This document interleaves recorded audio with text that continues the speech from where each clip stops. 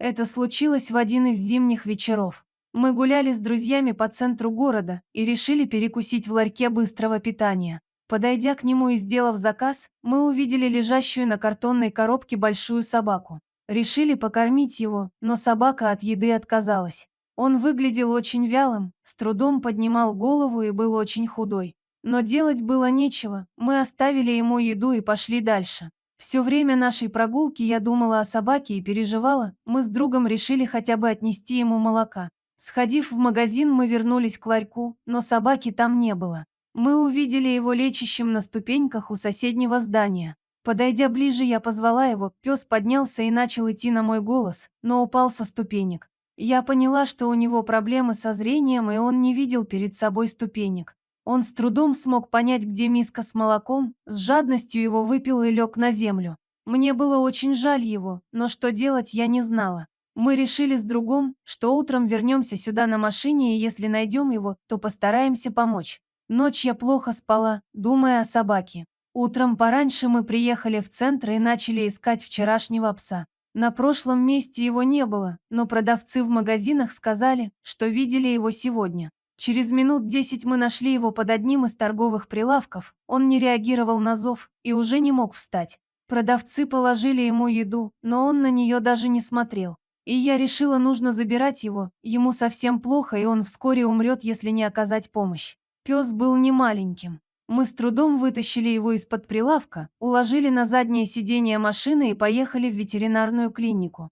В этой клинике меня уже очень хорошо знают, я у них постоянный клиент с любыми животными, не один год. В этот раз они тоже были не удивлены. Осмотрели собаку и достаточно быстро поставили диагноз. Оказалось, пес пострадал от укуса клеща. В связи с этим у него начались проблемы с желудком, анемия и частичная потеря зрения. И мы решили попробовать его спасти. Ему сразу сделали несколько уколов и капельницу.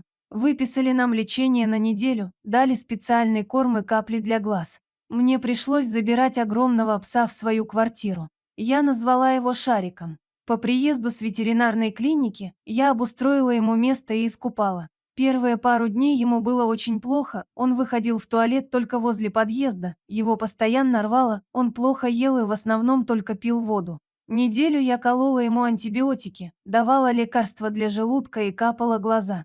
Благодаря лечению его самочувствие начало улучшаться. Он начал больше гулять, проявлять интерес к окружающему миру и играться. Со зрением было еще не очень хорошо, и это было очень смешно, как он неловко бегал, врезался в людей, спотыкаясь о бордюры, при этом вовсю виляя хвостом. Жил он у меня около месяца, и мне пора было уезжать на учебу. Пес окреп, поправился, зрение частично вернулось, он уже не врезался во все подряд.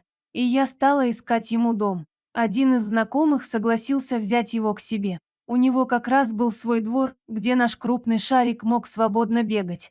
И мы отвезли его на новое место жительства, где он сразу подружился с уже живущей там собакой и счастливо нарезал вместе с ней круги по двору. Вот так хорошо закончилась печально начавшаяся история. Шарик до сих пор так и живет в том же доме, и у него все хорошо.